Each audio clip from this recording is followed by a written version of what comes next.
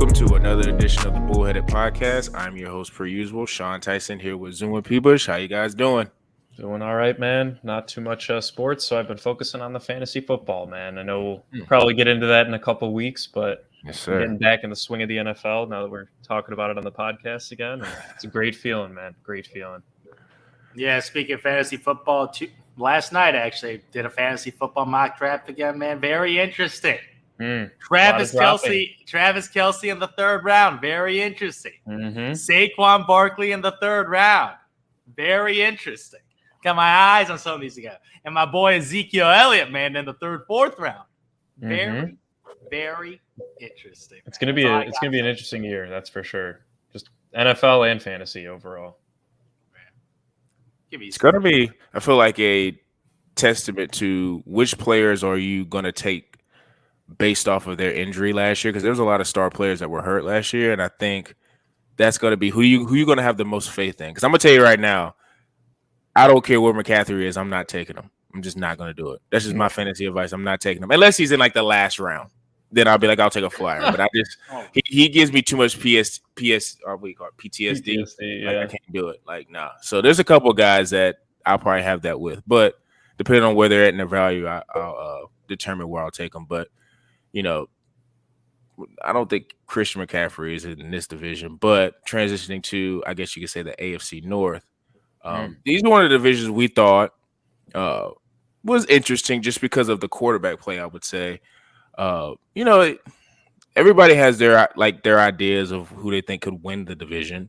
You know, prevailing thoughts would probably think, hey, look at Cincinnati, look what they did coming off of last year. But like you say, outside of the Pittsburgh Steelers, who have, I guess you could say, improving talent, there's a lot of good quarterbacks in this division. So I kind of wanted to ask the guys, where did they see the division going? Who are some breakouts, maybe at different positions? You know, who drafted well, and that may catapult them to the first slot. So, P-Bush, I'm going to start with you. This is another tough division, man. The harder one was probably last week, picking a winner, but this division's no joke. I think we're going to have probably three teams finishing around the same record, you know, plus minus a couple wins here. I guess I'll just come right out and say I do think the Ravens probably have the highest ceiling in this division. I know you could probably say the Browns, right, with just the uncertainty of Deshaun Watson. I do think that they're going to get off to a bit of a slow start either way, whether or not he is suspended. You know, if he's out 6 games, 8 games, they're going to kind of have to tread water until he's back. And they do have a good-ass team. I mean, they're no joke. On the defensive side, they were able to re-sign Jadeveon Clowney, keep him opposite of Myles Garrett. You know, they have probably the best running back duo in the league in Chubb and Kareem Hunt. And they added Amari Cooper, who is definitely a step up from, obviously, we can say Odell Beckham. Obviously, we ended up seeing him do way better in LA than he did in Cleveland last year. But he's still an upgrade over Jarvis Landry. But I do think that even if Deshaun isn't suspended, which, you know, put a percentage on that, however you want to, I think he will. I think it's 100% chance he's getting suspended. Yeah. Exactly. But I still think even when he is suspended and he comes back, he's still going to need to get his legs underneath him, right? So I do think that this team, they probably could hover around that 500 mark towards the end of the year. I think this first year might be kind of chalk, unless Deshaun just comes in and he's Houston level after however many games he's out. So that's kind of how I think about the Browns. Bengals only got better. They kind of retained everybody. I would argue it's the best wide receiver group in the league. With maybe the Raiders might be the only other one you could consider with Waller, Devontae, and Renfro. But Higgins, Boyd, and Jamar Chase, obviously. They did lose CJ Uzama. But I think the Cinderella story, you know, I don't think they're going to – I think they will make the playoffs. But winning the division, I got to give it to the Ravens, man. If they can stay healthy, this team's going to be ridiculous. You know, they had Marcus Peters out last year in their secondary, Dobbins and Gus Edwards, who were both considered to be great options as starting running backs, and even better to have them both healthy. You know, Dobbins is still a little iffy, but I think he'll end up playing this year pretty early on in the season. But I'm watching Rashad Bateman, man. I'm really watching him, seeing if he's able to take the next step. You know, they didn't really add too many weapons. I'd still say that Mark Andrews is a clear-cut number one option. He's a touchdown machine when they get him in the red zone. And look, man, they added Tyler Lindenbaum, a center out of Iowa in the first round, just solidifying their running ability, running attack. this team could be scary. It's just, can they stay out of the hospital?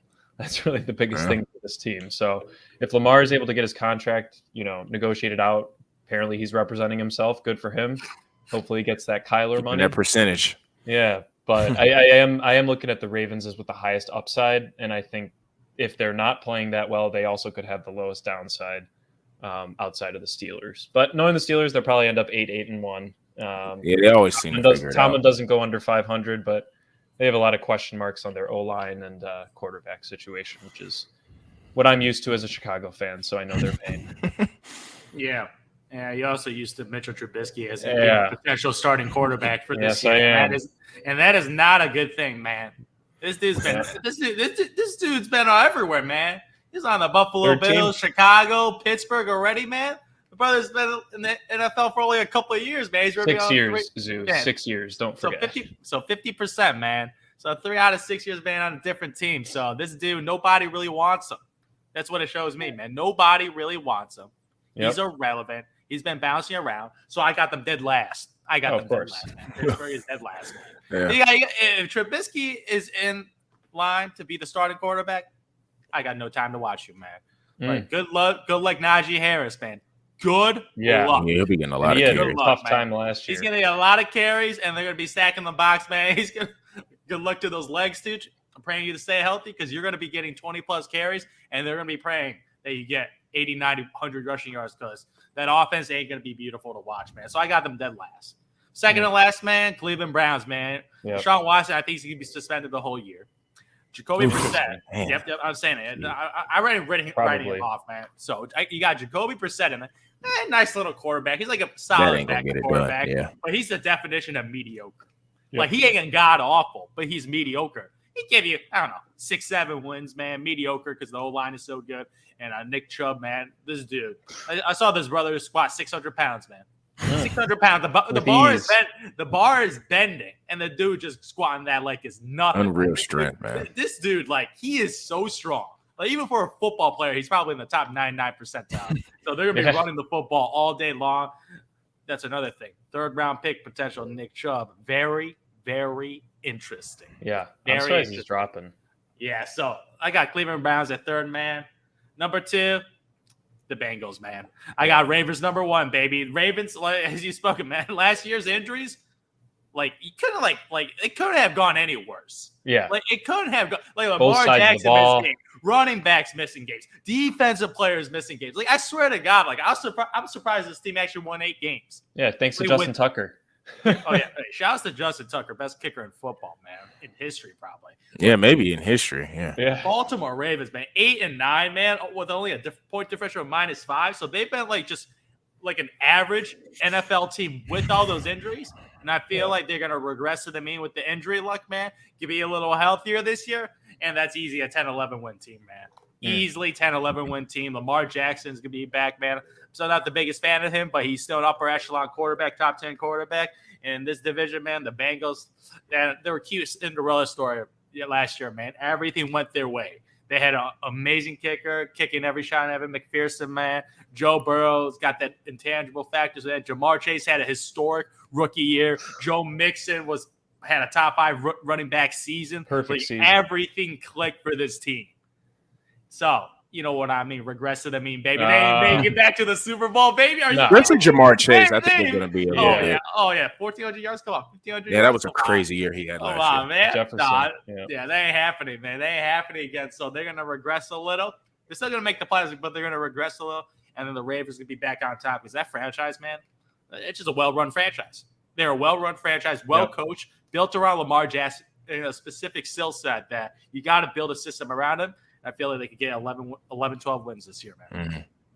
Yeah, for me, I'm with you guys on the Ravens. I guess so somebody needs to play devil's advocate, which is going to be pretty hard because, there's another guy they got, Kyle Hamilton from Notre Dame, like just a really rangy safety. I think he's like 6'4", 210, like classic Raven player. Like just, he's going to come in and start. Yeah, just come in and be an instant impact guy.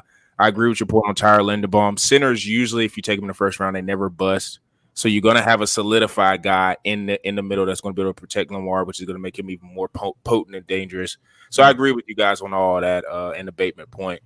You know, Pittsburgh, you kind of always want to just be like, they're gonna figure it out, and they do. They do. Now, in terms of them figuring out winning this division, no. But I do. It won't be surprising if they're 7-9 or 8-8 or in that range, because they just always seem to, their defense always seems like it's like, oh, I don't know if this is going to be the year it's going to fall down, and then they usually just end up having a decent defense.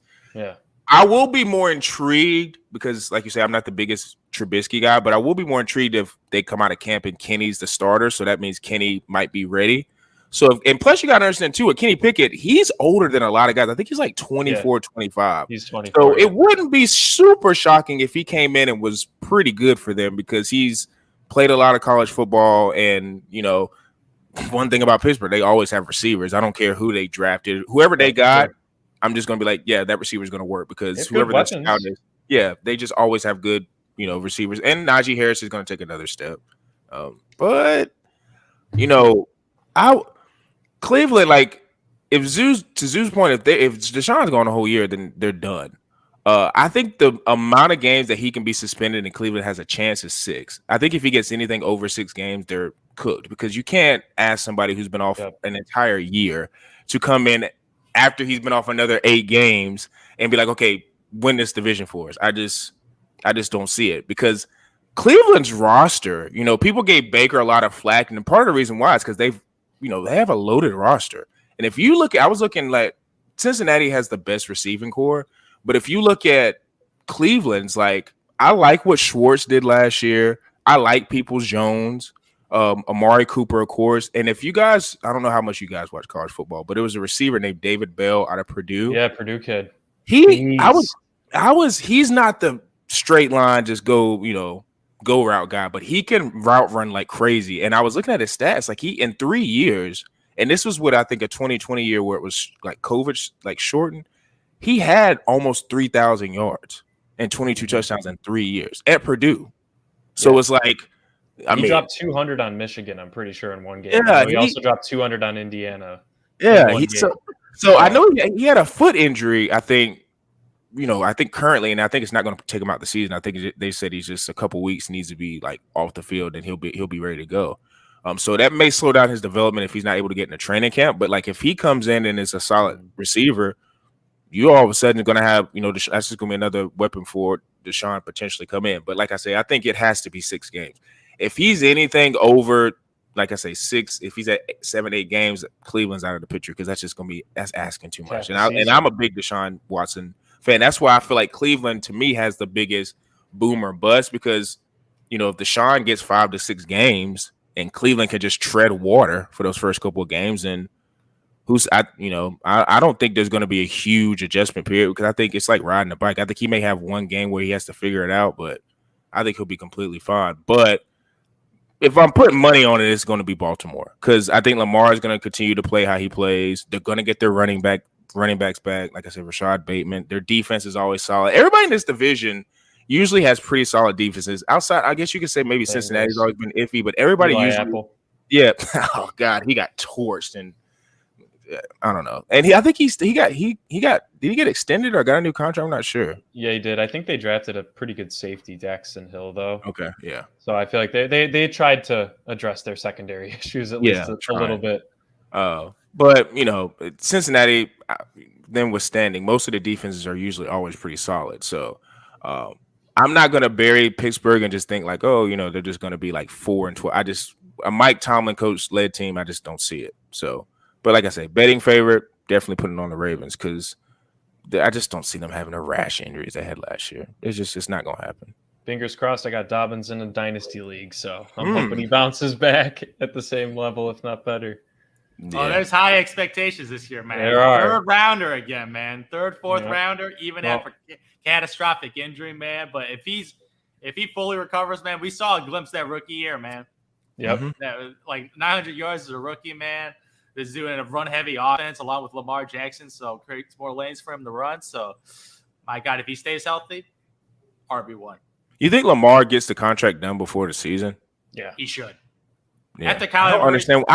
after that Kyler Murray fiasco, man, like Kyler Murray, man, like this dude is so lazy, man. They had to add a clause in his contract to study watch the film 4 hours a week. Unbelievable. That is unbelievable. You're giving this brother $200+ million, man, over $160 million in guaranteed money, and you need a clause to watch game film.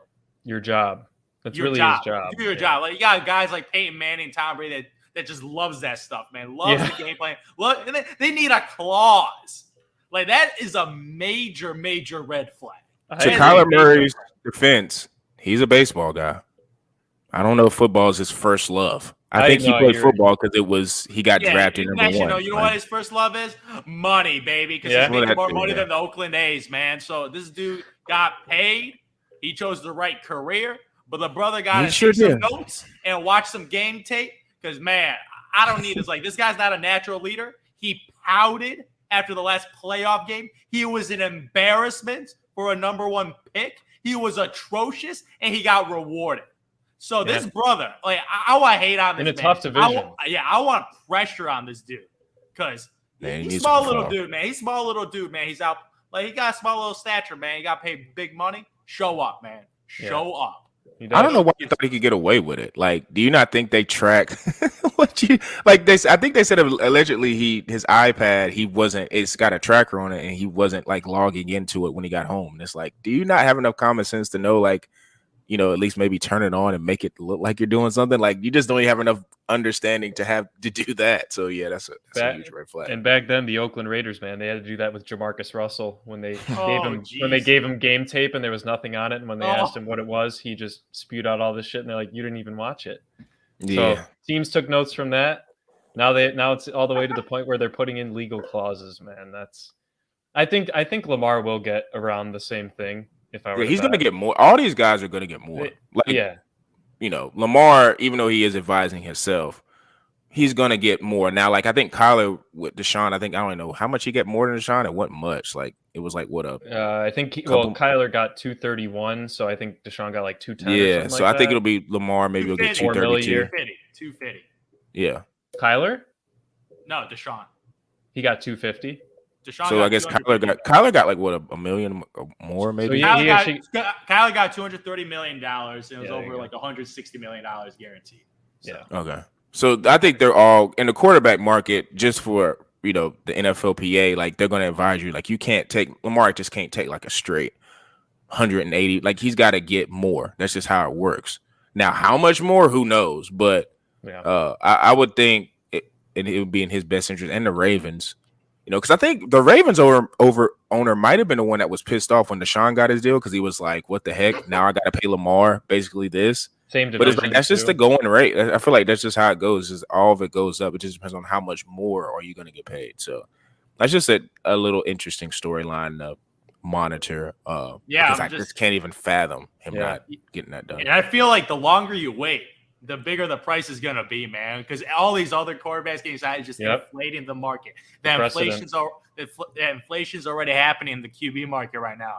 Like, you look at that Kansas City Chiefs deal with Patrick Mahomes. Looking like a steal, man. Looking like you got that shit. Look that you got that on Black Friday clearance sale, man. Are you kidding me? And then you got Deshaun Watson, a dude with all these off-the-field issues, a quarter bill, and just Kyler Murray with these issues of not being – a good leader, not being a hard worker, getting $200 million. I never understood the Mahomes deal. Why he did that many years. I just don't think that's smart. He just took the guarantee, man. Like he just takes that guarantee.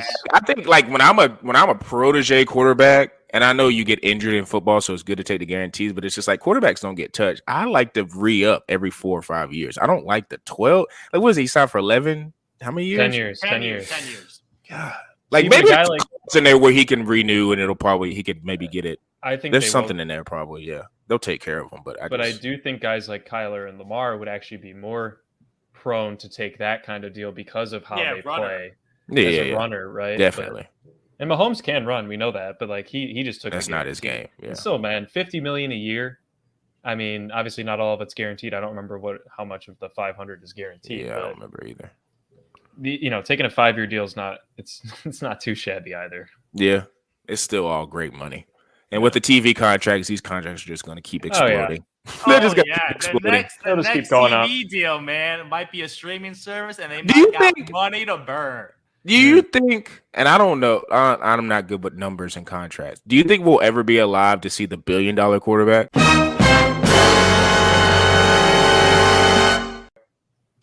Oh, I don't know about that. Because Because you said Mahomes at 500 million right now. So I don't know mean, if the NFL will make it that long. like, just you see a contract that's just, I don't know what, 8 years, billion? 1 billion or something like that, or I don't even know how the years would work on that. That would be a sight to see. You'd Just have to have inflation for about You know- 20 years. You know what I think could trigger that? Let's just say, because I think it has to be the right. I mean, all the teams make money, but it has to be the right situation. I feel like if it was a Dallas Cowboy quarterback and they come off like 2 or 3 Super Bowls or something, back to back or something, that's where you could see $1 billion quarterback because it's the biggest brand. Jerry Jones, he may still be alive, who knows? But like, say if Dak maybe won the next 2 or 3, I don't think he still would get $1 billion. Man, we're in fairy. That's pie in the sky, I know, but 2 hours later. talking about trades, of course, the Brooklyn Nets, they're kind of really the only team outside the Jazz that are kind of in trade talks. And there was a couple of offers being thrown out there. You know, a lot of people had their say on the certain amount of players and who was getting put in what. But the main piece was Jaylen Brown getting traded for Kevin Durant and a couple other pieces from the Boston Celtics. And, of course, the Nets kind of said, good try, but we're going to counter. So wanted to ask the guys, what do they think about the potential trade of KD going to the Celtics, of course, teaming up with Jason Tatum and a couple of their guys. And, you know, if that were to happen, what would be the trade they actually would want? And where would that put Boston at in terms of, I guess, teams in the East? And Zoo, I'm going to start with you. Man, Brad Stevens, man. This dude's going for it, man. I love it. I love it, man. He's doubling down right now because right now he got Jaylen Brown, 25 years old, 2 years left on his contract. He's going to probably re-up as a free agent, man. They can grow together. You got nice young players, man. But this ain't guaranteed, baby. He's going for it, man. You get Kevin Durant and Jason Tatum, you got two top 10 NBA players. Man, Jesus. Tatum as a second option. You're going to have a second option averaging 27, 5, and 5. That is, you're going to have a second option that dropped 46 points in a game 6 against the Milwaukee Bucks. That's going to be your second option. So I love the Celtics looking at this because right now, that team right now, the NBA is getting so much better. The NBA is getting so much healthier. Last year, like it looks like, oh, they made the finals. They're going to have a long run. No, I don't believe that, man. I don't believe it. Making to the finals last year was good, but, man, you got to strike when the time is right. And right now, you got a team that can win a championship and putting your assets online. Man, fuck those picks, man. The thing I might be worried about is giving away all my good role players, man. I do like having my Marcus Smart on defense, man. As a defensive leader, man. That's like, ooh, you want Marcus Smart? Because that is not a replaceable player. Like Robert Williams, I don't even would the Nets even want him? They already got. I think they would want him. Because I feel like he's better than Nick Claxton, I think. No, because the initial offer was Jaylen Brown, Derek White. Brad Stevens, and a couple of picks. That's like a it's just one first rounder. First rounder. That's just like let's initiate some conversation. You're gonna counter this because this is a BS offer. Because if the Brooklyn Nets accept that, Brad Stevens like. That would be a heist. I think that would be a highway robbery if they got that deal done. So obviously they counted like, man, we want Marcus Smart. We want all your first round picks unprotected. We're all in the pick swaps. So like the first round picks and the pick swaps, I wouldn't really care. Like give them all 3 first round picks, 2 unprotected, 2 pick swaps, so they control the next 5 years of your draft. So next 5 years you're going to try to win a championship. That's your window right there. But Marcus Smart, man, that's like, ooh, I would have to hang firm on Marcus Smart. Like Jaylen Brown, obviously, bye-bye. You're a nice player, man. You got to go. Grant, okay, you want some role player? Here's some Grant Williams and Derek White. Get him out of here. And whatever. Whatever. Take whatever off the bench. Whatever, man. Like Jenga pieces, man. They all fit, man. Well, take them all, man. I don't care. So, but Marcus Smart, man, if I could pull a deal without Marcus Smart, because I need the defense. I need the defense guy. I need a perimeter defender to chase around the point guards and the 2s and the wing players, man. along with Jason Tatum and Kevin Durant, that would be a home run. No brainer. But if you want Marcus Smart, that is a tough deal, man. That's a 50-50 in my head. As Brad Stevens, man, like that is a tough decision because it could go either way, man. It could go either way because you don't want to lose your defensive identity because that's why they're relevant. And the team's getting a lot older with Al Horford, who, man, that brother is old, man. Al Horford is he's old, up there. so you don't know how long he's reliable. Like Malcolm Brogdon is a Band-Aid, man. So if Marcus Smart is shipped out, Malcolm Brogdon's got to be your starting PG, and he's got to be able to play. Unless if that dude's injured, you get down to Peyton Pritchard as a starting point guard for a potential NBA Finals team. No, thank you. So those are the things you got to think of. But man, oh man. This is very, very interesting, and this would be such a KD move. Join the team that beats them and join them after they lose in the NBA Finals. Deja vu, man. Deja vu. Yeah, at least it's not a signing this time. But yeah, I mean, they'd be trading for him. But no, pretty much it will be because he will get an okay. He will tell the Celtics if he wants to be there. Because if he doesn't want to be there, he's gonna tell them, if I trade you there, I'm gonna demand a trade or something. You want a happy KD? Kevin Durant is also the superstar where I don't know if that's gonna be. He could change his mind like that. He could say whatever. He kind of that is true though. Yeah, but if I'm making that deal, I want to be able to talk to KD and be like, you deal with this situation. Especially if I'm giving up Marcus. Yeah, especially if I'm giving all these assets, man. You got to be able to get an okay from KD. But this is interesting, man. This is very, very interesting. I don't want it to happen because they're by far the best team in the East. If they get it done. Oh, yeah. It would be them in the Bucks. Triple the Nets and make them better. Win-win. Yeah. I mean, Zoo, I think we talked about this a couple of months ago, too. Is like, or maybe not a couple months, but, possible trade options for Kevin Durant. The Celtics that we talked about. I think the Raptors and the Celtics have the two best young pieces. Right? The two best young pieces to trade. One being Jaylen, the other one being Scotty Barnes. I don't know. I haven't personally seen any reports about the Raptors. Scotty Barnes is not included right now. Right, but as confirmed as the Celtics offer, I haven't seen anything that obvious, I guess is a good way to put it.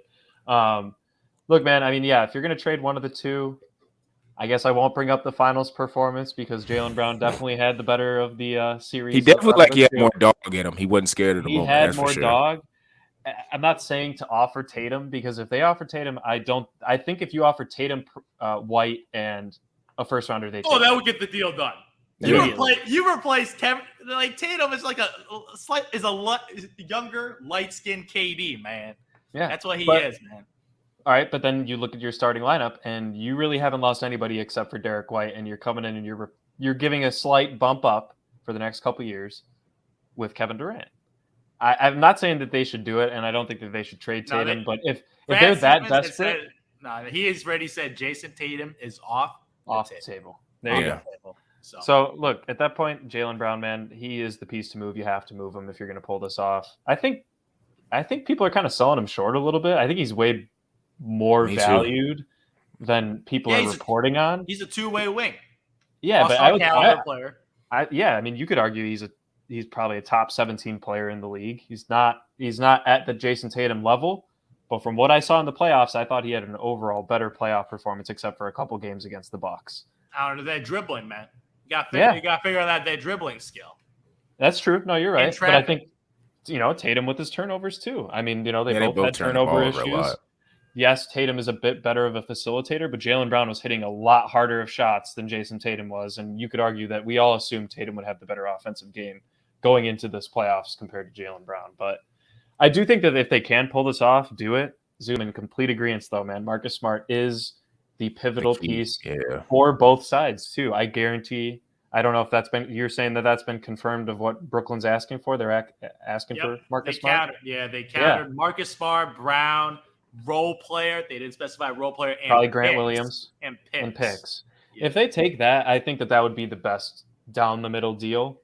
For the Nets would probably be satisfied with that. Yeah. Absolutely. The Celtics, look, if they have to give up Marcus Smart, and to your point, I think Brogdon is also a key player of how much can you actually rely on him here, or they'd have to make some sort of veteran move and try and bring somebody else in. Not sure who would be readily available for that. Not many people available right now, man. Yeah, Goran. I know the Bulls got him, but that would have been a good signing if that was the case. If this had been pulled off earlier, Goran Dragic. But yeah, man, I do think the Celtics. If they want to beat the Bucks again, because I don't think the Bucks will lose once Chris Middleton's back healthy next year, right? I think that's going to be the biggest thing. They have to make a change because the Celtics still barely beat them. Yeah. And if they don't make this trade, the Celtics, their team is not going to have changed at all year over year. Not much. Not much. And the only change for the Bucks is they're getting their second best player at all-star level back healthy, obviously, unless a similar thing happens this year. And then the rest of their team is pretty much intact too. So, I do think, Zoo, to your point, they would be the number one team in the East by far. I think the Bucks would be the only one that would give them some contention. But man, Kevin Durant, he can do whatever he wants, man. And if they don't place a phone call, I think that is a bit. It's a bit of a red flag. If you're, to Sean's point, he could back and change his mind at any point. I think he's very flighty, very, very flighty. Yeah. All I gotta say, there's a reason that this dude is single, man. Can't make decisions, man. It ain't long. Is he single? Is that confirmed? Oh yeah, that is confirmed, man. Per interview, man. Draymond Green asked him why he doesn't have kids, man. He straight up asked him. No, I didn't watch that. I need to go back and watch that. Well, at least he knows, and he doesn't just dive right in and assume he can. He knows himself. He knows himself, man. He's like, all this commitment stuff, man, with teams right now, like Golden State Warrior, short-term relationship, man. Now the Brooklyn Nets, another short-term relationship. Because the Thunder hurt him. He'll never recover. First love hurt him. His first love hurt him, man. His first love apparently didn't love him as much as they loved Russell Westbrook. Oh, yeah. Sam Presti was like, yo, right. He picked the mistress. Yeah. And Devin and just push Kevin off to the side, which is that was if OKC could go back and do that again, they definitely would have chose Kevin and probably would have chose Harden too. Yeah. Then chose Russell if they had to do it all over again. And now Durant does it himself individually. Yeah, he just does it to teams. Hurt people, man. That's just how it goes. Hurt people. But then he comes somewhere else and helps them. So it all balances out in the end. Yeah, I'm in agreement. If I'm Boston, definitely trying to figure out the best possible way to get Kevin Durant. I know they said Tatum's off the table.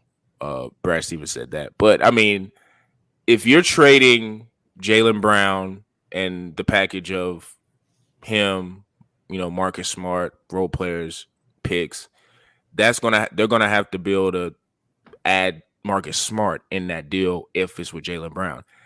But if you're telling me I'd trade Tatum and then all I got to give up is White and picks, and then you think of a team that you would have of Kevin Durant, Marcus Smart, and Jaylen Brown, that's still one of the best teams in the East.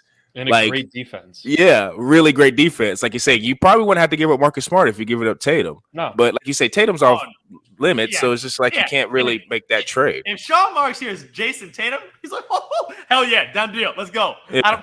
I feel like he don't even care about the picks. Ben Simmons and Tatum would be a nice little combo. That would be a very nice combo. If that's Joe all Harris sniping in the corner. That's all contingent on Simmons being healthy and whatnot. Touche. But that would be a nice combo. And like I said, I think Jaylen Brown and Ben Simmons would be a nice combo. But I think with Boston, why I think this is not going to get done is I think I read they're in the same division. Why am I trying to help out another team in my same division? Why would I do that? Man. So they can get over Harden, Ben Simmons, man, same division. Zoo. Yeah. The Celtics also fleeced the Nets once before too. You remember that? With Paul Pierce and KG, I think the Nets owners might have taken a little notation of that. Yeah, they definitely took that to heart. No, the staff that got fleeced are on ESPN now. Well, yeah, sure, but the owner's gone, so yeah. Yeah, that's fair. But still, I'm sure it's fresh in people's minds. It's one of the worst JIP trades of all time. Oh yeah. Yeah, they talk about that all the time, probably in the office. In Boston, they probably joke about that. Every week. Fleeced them. Yeah, for sure. So yeah, I if I had to put a percentage on this trade getting done, I would say 20%.